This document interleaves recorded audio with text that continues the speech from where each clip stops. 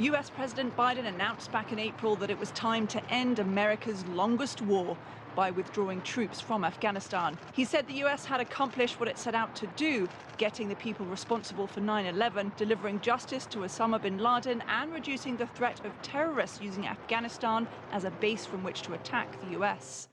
As US troops began withdrawing, the Taliban mobilized. They set up outposts along the country's main roads. By the end of May, as US airstrikes decreased, the Taliban launched attacks on Logar, Ghazni, Zabul provinces. They massed in Helmand, attacking the capital, Lashkargah. By July 2, the United States announced it had vacated Bagram Air Base, which used to be the center of operations. Afghan officials say the US left in the dead of night, turning off the electricity and leaving hundreds of armored vehicles behind. The US carried out airstrikes in Kandahar to support Afghan forces against the Taliban.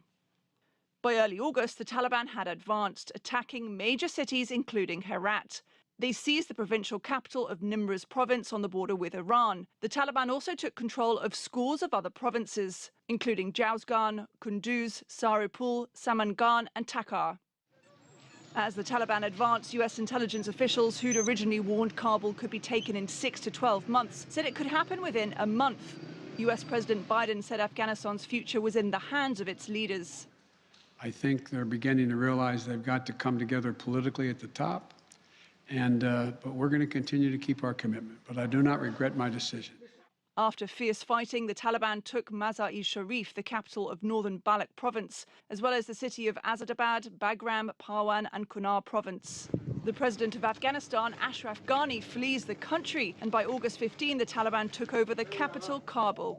They set up checkpoints in key areas, including the Green Zone, home to embassies. US President Biden again defended the decision to withdraw, saying that Americans should not be fighting and dying in a war that Afghan forces weren't willing to fight for themselves. But by that point, the US had also sent thousands of troops back to Afghanistan to help evacuate thousands of Americans and Afghans. And on August 16th, scenes of panic at Kabul airport. Thousands of Afghans rushed onto the tarmac, desperately trying to escape, some even holding onto an American military jet as it took off. At least 7 people died in the chaos. Thousands more are left fearing for their lives, with Afghanistan now in the control of the Taliban. Caroline Malone, CGTN, Washington.